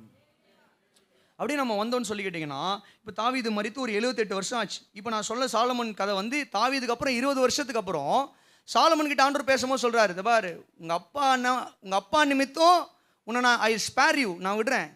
இப்போ 79 வருஷம் கழிச்சு அபியா என்கிற ஒரு ராஜா வந்தான். அவன் மோசமான ஒரு ராஜாவாய் வாழ்ந்தான். அவனுக்கு கர்த்தருடைய வார்த்தை வருது, என்னன்னா, அபியா, என் தாசனாகிய தாவீதின் நிமித்தம் நான் என்ன பண்றேன்னா உன்னை விடுறேன், ஒழுங்கா மனம் திரும்பிடு. ஆமென். எப்படி வருது பாருங்க. 20 வருஷத்துக்கு அப்புறம் சாலமனுக்கு வருது, 79 வருஷத்துக்கு அப்புறம் அபியாவுக்கு வருது. கிட்டத்தட்ட தாவீது இறந்து 305 வருடங்களுக்கு பின்பதாக எசேக்கியா என்கிற ஒரு ராஜா, இவனுடைய வாழ்க்கையில் இவன் ராஜ்யபாரம் பண்ணி கொண்டிருக்கும் பொழுது இவனை எதிர்த்து சத்துருக்கள் எல்லாம் சூழ்ந்து வந்துட்டாங்க. அப்ப ஆண்டவர் எசேக்கியா கிட்ட சொல்றாரு, என் தாசனாகிய தாவீதின் நிமித்தம் நான் எசேக்கியாவையும் காப்பாற்றுவேன், எருசலேமையும் காப்பாற்றுவேன். அல்லேலூயா. அல்லேலூயா. யார் நிமித்தம்? எசேக்கியா. என் தாசனாகிய தாவீதின் நிமித்தம். ஆமென். என் தாசனாகிய தாவீதின் நிமித்தம் உன்னையும் காப்பாற்றுவேன், இந்த நகரத்தையும் காப்பாற்றுவேன். எத்தனை வருஷம் கழிச்சு வருதுங்க இந்த வாக்குத்தத்தம்? 305. தாவீது 305 வருஷத்துக்கு முன்னாடி வாழ்ந்த தாவீதினுடைய வாழ்க்கை, அந்த மனிதன் செய்த நல்ல கிரியைகள், அந்த மனிதன் தேவனுக்கு உகந்தவனாய் வாழ்ந்த வாழ்க்கை, கவனிங்க, 20 வருஷம் கழிச்சு கர்த்தர் சாலமனுக்கு இரக்கம் பாராட்டினாரு. 79 வருஷம் கழிச்சு கர்த்தர் அபியாவுக்கு இரக்கம் பாராட்டினாரு. 305 வருடங்கள் கழித்து கர்த்தர் எசேக்கியாவுக்கு இரக்கம் பாராட்டினார். அப்போ நான் சொல்றேன், நீங்கள் தேவ பக்தி உள்ளவர்களாய் வாழுவீர்களானால் கர்த்தர் உங்களுக்கு மாத்திரமல்ல, உங்கள் பிள்ளைகள், உங்கள் பேர பிள்ளைகள், உங்கள் தலைமுறை தோறும் என்ன பண்ணுவாருன்னு சொல்லி கேட்டீங்கன்னா தம்முடைய இரக்கத்தை கடக்க பண்ணுகிற தேவனாக இருக்கிறார். நீங்க நிறைய பேர் தப்பா எடுத்துக்கூடாது. நான் சொல்லட்டுமா ஒரு காரியம்? நீங்கள் தப்பாக எடுத்துக்கிட்டாலும் பரவாயில்ல, அது நம்மளுடைய டைலாகவே மாறிடுச்சுல. தப்பாக எடுத்துக்க கூடாது, தப்பாக எடுத்துக்கிட்டாலும் பரவாயில்ல அப்படின்றது ஒரு டைலாகவே மாறிடுச்சு. உங்களுடைய தாய் தகப்பனுடைய ஜெபம் உங்களுக்கு இல்லாமல் போயிருந்தால் எப்போதும் இங்கே இருக்கிற சிலர்லாம் மரித்து போயிருப்பீங்க, செத்து போயிருப்பீங்க, மண்ணோட மண்ணாக போயிருப்பீங்க. உங்களுடைய அம்மா ஜெபம் தான் இன்னைக்கு உங்களை உயிரோட வச்சிருக்கு. இந்த சர்ச்சில் நாங்கள் பண்ணுற ஜெபம் தான் உங்களை உயிரோட வச்சிருக்கு. உங்களுடைய பெற்றோர், உங்களுடைய சகோதர சகோதரிகள், மனம் திரும்பின தேவ பக்தி உள்ள உங்களுடைய சகோதர உங்களுக்காக செய்கிற ஜெபங்கள் இன்றைக்கு வரைக்கும் தேவனுடைய நியாய தீர்ப்பு உங்கள் மீது உங்களுடைய குடும்பத்தின் வராத அளவுக்கு கர்த்தர் இரக்கம் பாராட்டி கொண்டிருக்கிறார். நீங்கள் நினைக்கலாம், நான் ஆண்டவரை தேடுறதே இல்லையே, நான் ஆண்டவரை நோக்கி ஜெபிக்கிறதே இல்லையே, ஆண்டவருக்காக நான் எதுவும் செய்ததே இல்லையே, ஆனாலும் நான் நல்லா தானே இருக்கிறேன். தம்பி, அப்படி நினைக்காதப்பா. உங்கள் அம்மா பண்ண ஜெபம், உங்கள் பாட்டி பண்ண ஜெபம், உங்கள் சொந்த பந்தங்கள் எல்லாம் பண்ண ஜெபம், சபையில் நாங்கள் பண்ணிக்கிட்டு இருக்கிற ஜெபம், இவைகள் எல்லாம் வைத்து கர்த்தர் என்ன பண்ணுறாருன்னு சொல்லி கேட்டிங்கன்னா, நான் மனம் திரும்ப கர்த்தர் வாய்ப்புகளை கொடுக்கிறார். அல்லேலூயா. 2026 என்ன பண்ணணும் அப்படின்னு சொல்லி கேட்டிங்கன்னா, நாம் ஆஸ்வதிக்கப்படணும், நம்முடைய தலைமுறைகள் ஆஸ்வதிக்கப்பட வேண்டுமானால் நல்ல கவனிங்க, நாம் நம்முடைய விசுவாசத்தையும் நம்முடைய கீழ்ப்படிதலையும் நம்முடைய தேவ பக்தியையும் அடுத்த தலைமுறையினருக்கு நாம் கடத்த வேண்டும். முக்கியமான விஷயத்துக்கு வந்துட்டேன், கவனிங்க. இப்போ நம்ம பயந்தாவே கர்த்தர் தலைமுறையை ஆஸ்வதிச்சிருவாரா? ஜெனட்டிக்கலி, மரபுன்னு சொல்லுவாங்க இல்லையா, அப்பாவுக்கு சுகர் இருந்தது, அப்புறம் பையனுக்கும் சுகர் வரும், இவங்களுக்கும் அது பரம்பரை வியாதின்னு சொல்லுவாங்க இல்லைப்பா, பரம்பரை வியாதி. சிலருக்கு கேன்சர் இருந்தால் கூட அது அந்த குடும்பத்தில் யாருக்காவது வரலாம், கரெக்டா சொல்கிறாங்க அந்த மாதிரிலாம். அப்போ கவனிங்க, பரம்பரை. இப்போ இதுவும் பிளஸ்ஸிங் இந்த மாதிரி பரம்பரை மாதிரியா? பழைய பிள்ளைங்க எதுவுமே செய்ய தேவையில்லையா? நல்லா கவனிங்க, பழைய ஏற்பாட்டின் காலகட்டத்தில் தேவன் தமக்கு பயந்த அந்த ஒரு மனிதனுடைய விசுவாசத்தையும் தேவ பக்தியும் வைத்து தலைமுறைகளை ஆசீர்வதித்தது மாத்திரமல்ல, அவர்களை எச்சரிக்கவும் செய்தார். ஆமென், அல்லேலூயா சொல்லுங்க. பழைய ஏற்பாட்டில் அது உடன்படிக்கையின் காலம். தேவன் ஆபிரகாமோடு கூட உடன்படிக்கையை ஸ்தாபித்து அந்த உடன்படிக்கையை பிள்ளைகளுடைய வாழ்க்கையில் நிறைவேற்றுகிறார். தாவீதோடு கூட உடன்படிக்கையை ஸ்தாபித்து அந்த உடன்படிக்கையை அவருடைய வாழ்க்கையில் நிறைவேற்றுகிறார். அல்லேலூயா. நம்ம அப்படியே புதிய ஏற்பாட்டுக்கு வந்துடுவோம் இன்னைக்கு இருக்கிற காலகட்டத்தில். அப்போது ஜெனட்டிக்கலி வந்துடுமா அப்படின்னு சொல்லி கேட்டிங்கன்னா, நல்லா கவனிங்க, முக்கியமான விஷயம் நான் பேசுகிறேன். நாம் மனம் திரும்புவதற்காக, நம்முடைய பிள்ளைகள் மனம் திரும்புவதற்காக தேவன் சில வேலைகளில் என்ன பண்ணுறாருன்னு சொல்லி கேட்டிங்கன்னா, நம்முடைய கிரியைகளுக்கான பலனை கொடுக்காம நம்முடைய அம்மா பண்ண ஜெபம், பாட்டி பண்ண ஜெபம், தீமோத்தேயுக்கு அவங்க அம்மா பண்ணாங்க, பாட்டி பண்ணாங்க, தெரியுமா? நிறைய தடவை நான் பேசியிருக்கேன். 2 தீமோத்தேயு 1:5 குறிக்கிறவங்க குறிச்சிக்கலாம். தீமோத்தேயுக்கு அவங்க அம்மா பண்ணாங்க, பாட்டி பண்ணாங்க. பவுல் எழுதுறாரு, தீமோத்தேயுவே நீ நேராக வந்துட்டேன்னு நினைக்காதப்பா, உங்களுடைய அம்மாவுடைய விசுவாசம், உங்களுடைய பாட்டினுடைய விசுவாசம் அது உனக்குள்ளே வந்தது, அவங்க உனக்குள்ளே கொடுத்தாங்க, இன்னைக்கு நீ ஊழியக்காரனாக மாறி இருக்கிற அப்படின்னு சொல்லி கர்த்தர் தீமோத்தேயுக்கு என்ன பண்ணுறாருன்னு சொல்லிட்டுனா பவுல் மூலமா ஒரு வார்த்தையை கொடுக்குறாரு. ஆமென், ஆமென். சில வேளைகளில் தேவன் என்ன பண்ணுறாருன்னு சொல்லி கேட்டிங்கன்னா, நாம் மனம் திரும்புவதற்காக, நாம் சரியான பாதையில் வர வேண்டும் என்று நம்முடைய முன்னோர்களுடைய ஜபங்களை கேட்டு நம் மீது வர வேண்டிய நியாய தீர்ப்புகளை ஆண்டவர் தாமதப்படுத்தி அவர் என்ன பண்ணுறாருன்னு சொல்லிட்டு நமக்கு வாய்ப்பு கொடுக்குறாரு. என்ன கொடுக்குறாரு? வாய்ப்பு கொடுக்குறாரு. வாய்ப்பு கொடுக்குறாரு. நிறைய பெற்றோருடைய கண்ணீர், நிறைய தாய்மார்களுடைய கண்ணீர், தகப்பன்மார்களுடைய கண்ணீர், வாலிப பிள்ளைங்கள்லாம் அப்படியே நீங்கள் ரொம்ப அப்படி நினச்சிக்காதீங்க. என்ன பண்ணுற உங்கள் அப்பா வடிக்கிற கண்ணீர், ஜெபத்தில் உங்கள் அம்மா வடிக்கிற கண்ணீர், உங்கள் அப்பா வடிக்கிற கண்ணீர் தான் இன்னைக்கு உங்களை நிற்க வைக்குது. உங்கள் தாத்தா வடிக்கிற கண்ணீர், பாட்டி வடித்த கண்ணீர் சும்மா கிடையாது. ஆமென், ஹல்லேலூயா. தண்ணி கொடுங்கப்பா, வெளியே கூட்டு நிகேஷ் கூட்டு போங்க.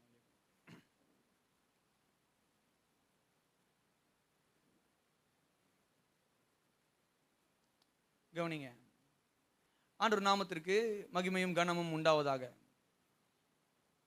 நினச்சிக்கிறீங்களா? இன்னைக்கு வாலிப பிள்ளைங்க இருக்கிறீங்க, நிறைய வாலிப பிள்ளைங்க, நினச்சிக்கிறீங்களா? அப்படி கிடையாதுங்க. வாலிப பிள்ளைகளுக்கு மாத்திரமல்ல, இங்கே இருக்கிற நடுத்தர வயதினர்களுக்கும் நான் சொல்கிறேன், முதிர்ந்தவர்களுக்கும் நான் சொல்கிறேன், சில நேரங்கள் ஆண்டவர் ஸ்பேர் பண்ணுறாரு. நம்ம மனம் திரும்பணும் அப்படின்னு சொல்லி என்ன பண்ணுறாருன்னு சொல்லினா வாய்ப்புகளை கொடுத்து அவர் நம்மளை வாழ வச்சு கொண்டிருக்கிறாரு. அவர் நமக்கு சந்தர்ப்பங்களை கொடுக்கிறார். ஆமென். அவருடைய இரக்கங்களை வெளிப்படுத்தி கொண்டிருக்கிறார். ஆனால் புதிய ஏற்பாட்டின்படி நல்ல கவனிங்க, பெற்றோர்கள் தங்களுடைய விசுவாசத்தையும் தங்களுடைய கீழ்ப்படிதலையும் தங்களுடைய நம்பிக்கையும் தங்களுடைய ஜப ஜீவியத்தையும் பிள்ளைகளுக்குள்ளே கடத்தும் பொழுதுதான், அதாவது எனக்குள்ளே இருக்கிற இயேசுவை நான் பிள்ளைகளுக்குள்ளே கடத்தும் பொழுதுதான் ஆண்டவர் என் மேலே வச்ச கிருபையை அவனுடைய வாழ்க்கையில் நாம் பார்க்க முடியும். விளங்குச்சா உங்களுக்கு? அப்படியே வந்துடாது, நான் இயேசுவை பின்பற்றுவேன், நான் தேவபக்தி உள்ளவனாக இருப்பேன், என் பிள்ளை தேவபக்தி அற்றவனாக இருப்பான், அப்போ அவனும் பரலோகம் வந்துடுவானா, அவனுடைய வாழ்க்கையிலும் கர்த்தர் இரக்கம் காட்டுவார்னா கிடையாது. இல்லை, அப்படி கிடையாது, அப்படி கிடையாது. எனக்குள்ளே இருக்கிற விசுவாசத்தையும் எனக்குள்ளே இருக்கிற நம்பிக்கையும் எனக்குள்ளே இருக்கிற தேவபக்தியையும் எனக்குள்ளே இருக்கிற கீழ்ப்படிதலையும் நாம் பிள்ளைகளுக்கு கடத்த வேண்டும். அதனால் நீங்கள் நிறைய சின்ன பிள்ளைங்க வச்சுருக்கீங்க. உங்களுடைய சந்ததி ஆஸ்வதிக்கப்பட வேண்டுமானால் உங்களுடைய விசுவாசத்தை உங்களுடைய பிள்ளைகளுக்கு நீங்கள் கடத்த வேண்டும்.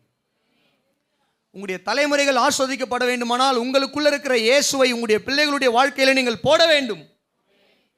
அல்லேலூயா, சத்தமா சொல்லுங்க. பல உதாரணங்களை வேதத்திலிருந்து என்னால் காட்ட முடியும். ஏலி ஆசாரியன், ஆனால் ஏலினுடைய பிள்ளைகள் ரட்சிக்கப்பட்டாங்களா? ஏலினுடைய பிள்ளைகள் ஆஸ்வதிக்கப்பட்டாங்களா? இல்லை.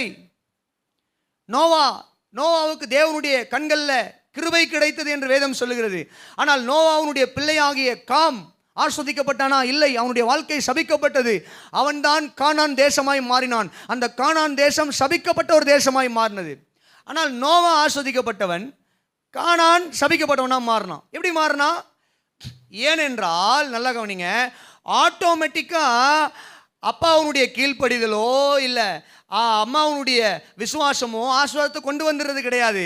அவர்களுடைய நம்பிக்கை, அவருடைய விசுவாசம், அவருடைய தேவபக்தியை அவர்கள் பிள்ளைகளுக்கு கடத்தும் பொழுதுதான் தேவன் தலைமுறைகளை ஆஸ்வதிக்கிறார். அல்லேலூயா. ஆனால் சில நேரத்தில் அப்போ இப்போ தானே கொஞ்சம் நேரத்துக்கு முன்னாடி சொன்னீங்க, அம்மா ஜபத்தில் தான் வாழ்கிறோம், தாத்தா ஜபத்தில் தான் வாழ்கிறோம், பாட்டி ஜபத்தில் தான் வாழ்கிறோன்னு. அதுதான் சொல்கிறேன், குறிப்பிட்ட காலங்கள் வரைக்கும் தேவன் நமக்கு வாய்ப்பு கொடுக்குறாரு, மனம் திரும்ப வாய்ப்பு கொடுக்குறாரு. அல்லேலூயா. மனம் திரும்ப பெயிலில் விட்டுருக்காரு.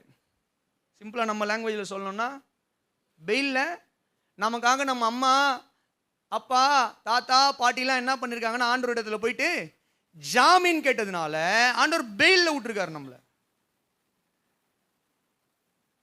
ஆண்டவர் நாமத்துக்கு மகிமை உண்டாவதாக. கவனிங்க, உங்களுடைய தலைமுறை ஆஸ்வதிக்கப்பட வேண்டுமானால் நீங்கள் கர்த்தருக்கு பயப்படுகிற ஒரு வாழ்க்கையை வாழ வேண்டும்.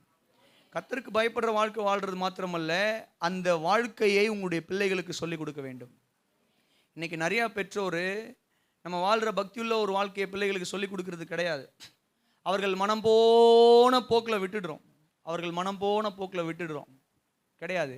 உங்களுடைய தலைமுறை ஆஸ்வதிக்கப்பட வேண்டுமானால், உங்களுடைய பிள்ளைகள் ஆஸ்வதிக்கப்பட வேண்டுமானால் நீங்கள் என்ன பண்ணணும்னு சொல்லிக்கிட்டீங்கன்னா, உங்களுடைய குடும்பத்தில் நீங்கள் ஜெபிக்கணும். ஆமென். நீங்கள் சபைக்கு வரணும். நீங்கள் சபைக்கு வந்தால் தான் உங்களுடைய பிள்ளைகள் சபைக்கு வருவாங்க. நீங்கள் ஜெபித்தால் தான் உங்களுடைய பிள்ளைகள் ஜெபத்தில் உட்காருவாங்க. நீங்கள் விசுவாசத்தை வெளிப்படுத்தினால்தான் உங்களுடைய பிள்ளைகள் விசுவாசத்தில் வளருவார்கள். நீங்கள் சரியான வார்த்தைகளை பேசினால்தான் உங்களுடைய பிள்ளைகள் சரியான வார்த்தைகளை பேசுவார்கள். உங்களுக்குள்ள இருக்கிற இயேசுவை உங்கள் பிள்ளைகளுக்கு காண்பித்தால்தான், செயலையும் சொல்லிலையும் வாழ்க்கையிலையும் நடைமுறையிலையும் காண்பித்தால்தான் உங்கள் பிள்ளைகள் இயேசுவை ஏற்றுக்கொள்வார்கள். அல்லேலூயா. நல்லா அல்லேலூயா சொல்லுங்க. அப்போ ஆட்டோமேட்டிக்காக அது வந்துருமான்னு சொல்லிக்கிட்டீங்கன்னா வராது. ஆனால் பழைய ஏற்பாட்டில் வந்தது, அது உடன்படிக்கையின் காலம். பர்டிகுலர் நபரோடு கர்த்தர் செய்த உடன்படிக்கை. அப்போ இன்னைக்கு அப்படி வராதா? வரும். ஆண்டவர் பெயிலில் கொடுத்து விடுறாரு. ஆனால் நம்ம அதை என்ன பண்ணக்கூடாதுன்னு சொல்லிக்கிட்டிங்கன்னா தகாத விதமாக எடுத்துக்கொள்ளக்கூடாது. அல்லேலூயா சொல்லுங்களேன். கடைசியாக நான் முடிச்சிடுறேன். ஆண்டவர் நாமத்திற்கு மகிமையும் கனமும் உண்டாவதாக. வாசிங்க புலம்பலின் புத்தகம் 3வது அதிகாரத்தின் 22வது வசனம். புலம்பல் 3வது அதிகாரத்தின் 20. நாம் நிர்மூலமாகாமல் இருப்பதற்கு தம்பி இருமா, ஒரு நிமிஷம் நான் வாசிக்கிறேன், சரியா? நாம் நிர்மூலமாகாதிருக்கிறது கர்த்தருடைய கிருபையே, அவருடைய இரக்கங்களுக்கு முடிவில்லை. அல்லேலூயா சொல்லுங்க. அவைகள் காலைதோறும் புதியவைகள், உமது உண்மை பெரிதாய் இருக்கிறது. கர்த்தர் என் பங்கு என்று என் ஆத்துமா சொல்லும், ஆகையால் அவரிடத்தில் நம்பிக்கை கொண்டிருப்பேன்.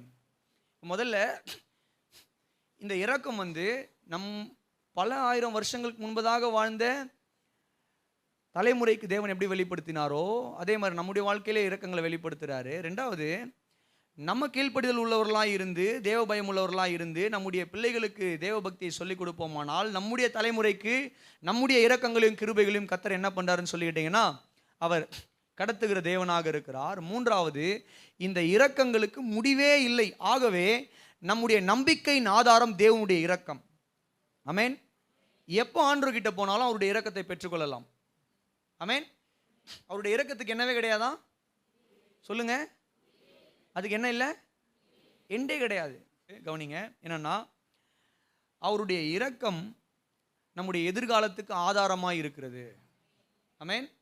அவர் இரக்கம் உள்ளவராக இருக்கிறதுனால நம்ம என்ன பண்ணலான்னு சொல்லி கேட்டிங்கன்னா, நம்பி அவரிடத்துல வரலாம். அவர் இரக்கம் உள்ளவராக இருக்கிறதுனால நம்ம என்ன பண்ணலாம்? இந்த 2026 வருஷத்தில் நம்பி காரியங்களை நடப்பிக்கலாம். ஏனால் தேவன் இரக்கம் உள்ளவர், அவர் குடும்பத்தில் இரக்கம் செய்வார். அல்லேலூயா. 2026 சில காரியங்களை துவங்கணும் அப்படின்னு சொல்லி எதிர்பார்த்துக்கிட்டு இருக்கிறீங்களா? அவர் இரக்கம் உள்ளவராக இருக்கிறதுனால நம்பி என்ன பண்ணலாம்னா காலை வைக்கலாம். ஏன்னா அவர் இரக்கம் காட்டுவார். அல்லேலூயா. அவர் இரக்கம் உள்ளவராக இருக்கிறபடினால நம்முடைய எதிர்காலத்திற்கான நம்பிக்கை ஆதாரம் அதுதான். சொல்றார், காலை தோறும், ஈச் அண்ட் எவ்ரி மார்னிங், ஒவ்வொரு நாளும் கர்த்தர் நமக்கு என்ன பண்றாருன்னு சொல்லிட்டீங்கன்னா இரக்கம் காட்டுகிற தேவனாக இருக்கிறார். டெய்லி. ஆமென். சொல்லுங்களேன். அதான் அவர் சொல்றாரு பாருங்க, என்ன சொல்றாரு? அவருடைய இரக்கங்களுக்கு முடிவில்லை, காலைதோறும் புதியவைகள். அவைகள் காலைதோறும் புதியவைகள். ஒவ்வொரு நாளும் ஆண்டவர் நம்முடைய வாழ்க்கையில் என்ன பண்றாருன்னு சொல்லி கேட்டீங்கன்னா புது புது கிருபைகளையும் இரக்கங்களையும் கொடுத்து நடத்துகிறவராக இருக்கிறார். அல்லேலூயா. சரி, இப்போ விஷயத்துக்கு வந்துடுறேன், சொல்லி முடிச்சிடுறேன், அவ்வளோதான். இந்த புலம்பலை எழுதுனது யாருன்னா எரேமியா. இதை ஒரு எப்போ எழுதுறாரு, ஏன் எழுதுறாருன்றதை சொன்னா அவருக்குள்ளே இருந்த நம்பிக்கை உங்களுக்கு புரிஞ்சிடும். எப்போ எழுதுறாரு? இந்த புத்தகத்துக்கு பேரே பாருங்க, புலம்பல். இந்த புத்தகத்துக்கு பேரே ஏன் இந்த புத்தகத்துக்கு புலம்பல்னா, இந்த புத்தகத்தில் சொல்லப்பட்டிருக்கிற எல்லா வசனங்களுமே புலம்பல் தான். அவர் புலம்புனது தான் வசனமாக எழுதி வச்சிருக்காங்க. என்ன பாஸ்டர் சொல்றீங்க? அப்படி இருக்கா? ஆமாம். ஏன் இவர் புலம்புனாரு? நம்மளும் புலம்புறோம் இல்லையா? அதெல்லாம் யாரும் எழுத மாட்டாங்க. அதெல்லாம் யாரும் எழுத மாட்டாங்க. நீங்கள் புலம்ப ஆரம்பிச்சிங்கன்னா யாருக்கும் காது கேட்காது. அதை அப்படி தான் புலம்பிட்டு இருக்கோம் அப்படின்னு. சரி, இவர் ஏன் புலம்புனாருன்னா, இவர் கண் முன்பதாகவே இவருடைய தேசம் அழிக்கப்பட்டு சூறையாடப்படுகிறது. அந்த ஜனங்களுக்கு இவர் தான் வசனம் பிரசங்கித்தார். மனம் திரும்புங்க, மனம் திரும்புங்கன்னு சொல்லி பிரசங்கித்தவர் இவர் தான், இந்த எரேமியா தான். இவருடைய வார்த்தையை கேட்காம ஜனங்கள் எல்லாம் கீழ்ப்படியாமல் வாழ்ந்தாங்க பாருங்க. தேவனுடைய கோபம் இந்த தேசத்தின் மீது வந்து இந்த தேசம் சூறையாடப்பட்டு தேசம் பாழாய் போகுது. கண்ணு முன்னாடி ஒரு தீர்க்கதரிசி இதை பார்க்கும்பொழுது அவர் கதறி புலம்பி அவர் ஆண்டவரை நோக்கி செய்கிற ஜபம் தான் இந்த புலம்பல் என்கிற ஒரு புத்தகம். இப்போ இவ்வளவு அழிவு தேசத்தின் மீது வந்த போதும் அவர் சொல்றாரு, ஆண்டவரே, எங்களுடைய ஜனங்க பண்ண பாவத்துக்காக இந்த தேசத்தை நீங்க என்ன பண்றீங்கன்னா போட்டு அடி சாத்துன்னு சாத்துறீங்க. ஆனாலும் எனக்கு ஒரு விஷயம் தெரியும் ஆண்டவரே, என்னன்னா உம்முடைய கிருபைகளும் இரக்கங்களும் காலைதோறும் புதியவைகளாக இருக்கிறது, அவைகளுக்கு முடிவில்லை ஆண்டவரே. இன்னைக்கு நீங்க எங்களை அடிக்கிறீங்க, இன்னைக்கு எங்களுடைய தேசத்தை நீங்க அடிக்கிறீங்க, எங்களுடைய மக்களை நீங்கள் அடிக்கிறீங்க, அவங்க செய்த பாவத்திற்காக நீங்கள் அடிக்கிறீங்க. உங்க மேல எந்த தவறும் கிடையாது, நீர் நீதியுள்ள நியாயாதிபதி. என் ஜனங்கள் செய்த பாவத்துக்காக அவர்கள் இந்த ஆக்கினை தீர்ப்பை அடைந்திருக்கிறார்கள். ஆனால் எங்களுக்கு ஒன்று தெரியும், எங்களை நீங்கள் இந்த நிலைமையிலே விட மாட்டீங்க. ஏன்னா நீர் இரக்கமுள்ள தேவன், உம்முடைய இரக்கங்களுக்கு முடிவில்லை. இன்றைக்கு நாங்கள் உம்முடைய கரங்கள் அடி வாங்கினாலும் நாளைக்கு உம்முடைய இரக்கங்களை எங்களுக்கு கொடுத்து, ஒவ்வொரு நாளும் புது இரக்கங்களை கொடுத்து மறுபடியும் எங்களுடைய தேசத்தை கட்டி எழுப்புகிற தேவனாய் நீர் இருக்கிறபடினால ஆண்டவரே நாங்கள் உம்மை நம்பி இருக்கிறோம் சொல்றார். 24வது வசனத்தில் சொல்றாரு பாருங்க, கர்த்தர் என் பங்கு, என் ஆத்துமா சொல்லும் என்று ஆத்துமா சொல்லும், ஆகையால் அவரிடத்தில் நம்பிக்கை கொண்டிருப்பேன். அல்லேலூயா. எல்லாமே போகுது, வீடு அடிச்சு உடைச்சி சூறையாடுறாங்க, எங்களுடைய நிலங்களை எல்லாம் சூறையாடுறாங்க, எங்களுடைய பயிரை எல்லாம் சூறையாடுறாங்க. எங்களுடைய பங்குன்னும் போது எங்களுடைய சுதந்திரம், எங்களுடைய தேசம், எங்களுடைய சொத்து எல்லாவற்றையும் அந்நியர்கள் வந்து பறித்து கொண்டு போகிறார்கள். ஆனால் எங்களுடைய உண்மையான சொத்து கர்த்தர் தான், அவரை நாங்கள் நம்பி இருப்போம். ஏன்னா அவர் இரக்கம் உள்ளவர், எங்களுக்கு இரக்கத்தை காண்பிப்பார். நான் சொல்கிறேன், 2025 நம்முடைய வாழ்க்கையில் கூட அடி மேலே அடி விழுந்திருக்கலாம், இல்லை கஷ்டங்கள் விழுந்திருக்கலாம், பாடுகள் கஷ்டங்கள் இருந்திருக்கலாம், பலவீனங்கள் இருந்திருக்கலாம், போராட்டங்கள் இருந்திருக்கலாம். ஆனாலும் நான் சொல்கிறேன் பாருங்க, கர்த்தர் இரக்கம் உள்ளவர். அல்லேலூயா. கர்த்தர் இரக்கம் உள்ளவர். 26 அவர் இரக்கம் காட்டுவார். எத்தனை பேராலும் சொல்ல முடியும், அவர் என் பங்கு, அவரையே நம்பி இருப்பேன். ஏன்னா ஒவ்வொரு நாளும் அவர் இரக்கம் கொடுக்குறாரு. ஒவ்வொரு நாளும் தன்னுடைய இரக்கத்தை வெளிப்படுத்துகிற தேவனாய் இருக்கிறபடினால கர்த்தர் என்னை இன்னைக்கு வச்சிருக்கிற போல நாளைக்கு வச்சிருக்க மாட்டாரு. கர்த்தர் என்னை நாளைக்கு மேன்மைப்படுத்துவார். நாளை தினத்தில் நான் இருப்பது போல நாளை மறுநாள் இருப்பதில்லை. கர்த்தர் என்னை மேன்மைப்படுத்துவார். நான் இந்த மாதத்தில் இருப்பது போல அடுத்த மாதத்தில் இருப்பதில்லை. கர்த்தர் மேன்மைப்படுத்துவார். ஏனென்றால் காலைதோறும் அவருடைய இரக்கங்கள் புதிதானவை. ஹல்லேலூயா, அல்லேலூயா. அப்போ அவருடைய இரக்கம் நித்தியமானது. முதல்ல நித்தியமானது, எல்லா தலைமுறைக்கும் இரக்கம் கொடுக்கிற தேவனாக இருக்கிறார். ரெண்டாவது, அவருடைய இரக்கம் தலைமுறைகளை கடந்து செல்லுகிறதா இருக்கிறது, தலைமுறைகளுக்கு கடத்தப்படுகிறதா இருக்கிறது. மூன்றாவது, அவருடைய இரக்கம் நம்முடைய எதிர்காலத்திற்கு நம்பிக்கையாக இருக்கிறது. அல்லேலூயா. சத்தமா சொல்லுங்களேன். அப்போது லூக்கா 1:50 மரியாள் பாடுறது சும்மா பாடல. அவங்க ஒரு காரியம் சொல்கிறாங்க, அவருக்கு பயந்தவர்களுக்கு அவருடைய இரக்கம் தலைமுறை தலைமுறைக்கும் உள்ளது. அப்போது கவனிங்க, அவருடைய இரக்கம் நம்முடைய வாழ்க்கையில் அதிகமாய் கிரியை செய்ய வேண்டுமானால் 2026 நாம் தேவனுக்கு பயந்த ஒரு ஆண்டாக இருக்க வேண்டும். தேவனுக்கு பயப்படுகிற ஒரு ஆண்டாக இருக்க வேண்டும். அல்லேலூயா சொல்லுங்களேன்.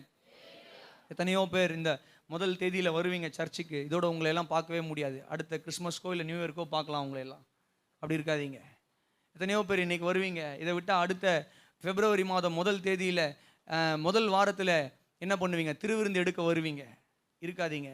உங்களுடைய வாழ்க்கை மாற வேண்டுமானால், உங்களுடைய தலைமுறை ஆஸ்வதிக்கப்பட வேண்டுமானால், அல்லது முந்தைய தலைமுறையில் இருந்த நன்மையான காரியங்கள் உங்களுடைய வாழ்க்கையில் நடக்க வேண்டுமானால், கர்த்தருக்கு பயந்தவர்களாய் வாழ அர்ப்பணியுங்கள். கர்த்தர் தம்முடைய இரக்கத்தை வெளிப்படுத்துகிற உண்மையுள்ள தேவனாய் இருப்பார். அல்லேலூயா. சத்தமா சொல்லுங்களேன், சத்தமா சொல்லுங்களேன். The more you fear God, எந்த அளவுக்கு நீங்கள் தேவனுக்கு பயப்படுகிறீர்களோ அந்த அளவுக்கு தேவன் தம்முடைய இரக்கங்களை உங்களுடைய வாழ்க்கையில் வெளிப்படுத்துவார். எத்தனை பேர் விசுவாசிக்கிறீங்க? நீங்கள் ஆஸ்வதிக்கப்படுறது மாத்திரமல்ல, உங்களுடைய தலைமுறை ஆஸ்வதிக்கப்படும். நம்முடைய எதிர்காலத்தின் நம்பிக்கையும் தேவனுடைய இரக்கம் தான். அவருடைய இரக்கம் நமக்கு இருக்கிறதுனால நம்ம தைரியமாக என்ன பண்ணலாம்னு சொல்லி கேட்டிங்கன்னா, அடுத்தடுத்த நாட்கள், நாளைக்கு காலையில் இன்றைக்கி போய் தூங்குனீங்கன்னா நாளைக்கு காலையில் தைரியமாக எழுந்துக்கலாம். ஏன்னா வசனம் சொல்லுது, காலை தோறும் அவர் இரக்கத்தை வெளிப்படுத்துகிறாரு, எனக்கு இரக்கத்தை கொடுப்பாரு. ஆமேன். ஒருவேளை வேதனையோடு படுக்கக்கூடிய நாட்கள் வரலாம். நான் அந்த மாதிரியான ஊழியக்காரெலாம் கிடையாது. பாடுகளே வராது, கஷ்டமே வராது அப்படின்னு சொல்லி அப்படியே பாலிஷ் பண்ணுற ஊழியக்காரர் கிடையாது. நான் practical, I'm a practical preacher. அல்லேலூயா.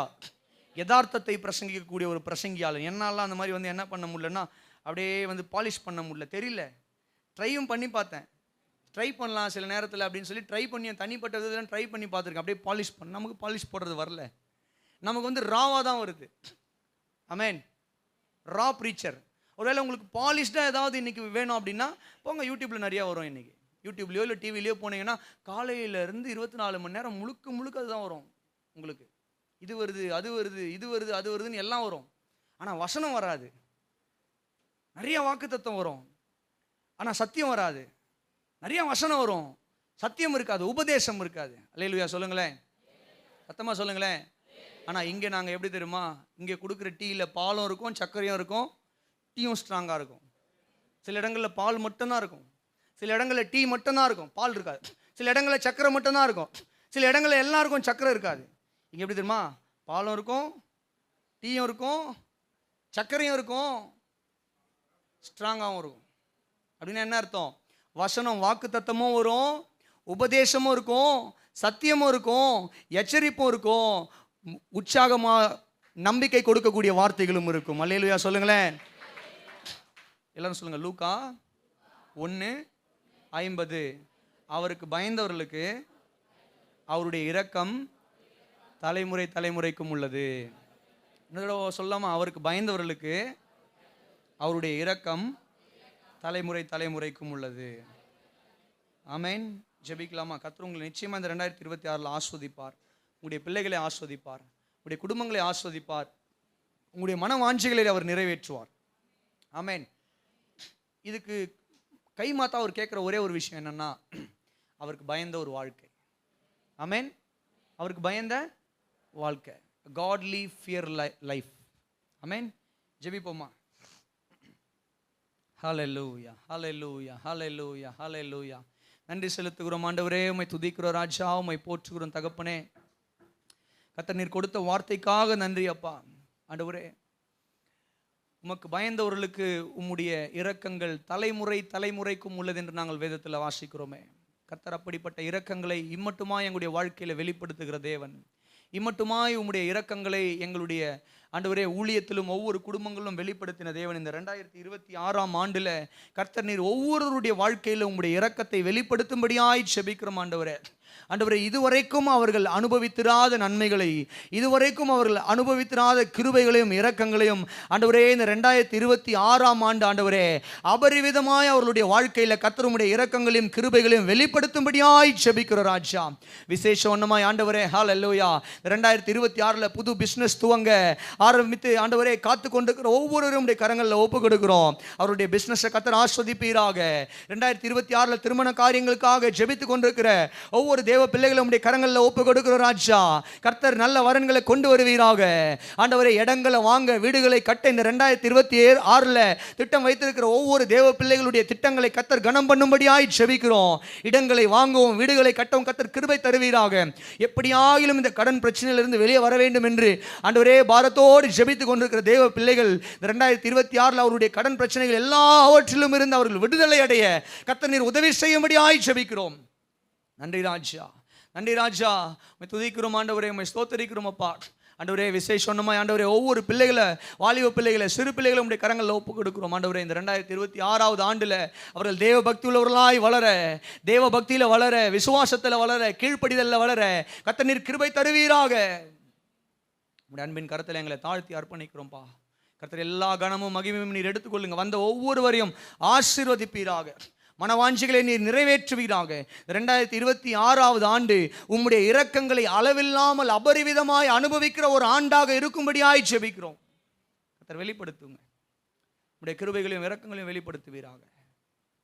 பலப்படுத்துங்க ராஜா. ஆண்டவரே, பிள்ளைகள் படிப்பின் காரியங்களில் உயர்த்தி வைங்க. இந்த வார்த்தையை கேட்ட ஒவ்வொரு தேவ பிள்ளைகளையும் கர்த்தர் ஆஸ்வதித்து கர்த்தர் நீர் நடத்தும்படியாய் ஜெபிக்கிறோம்ப்பா.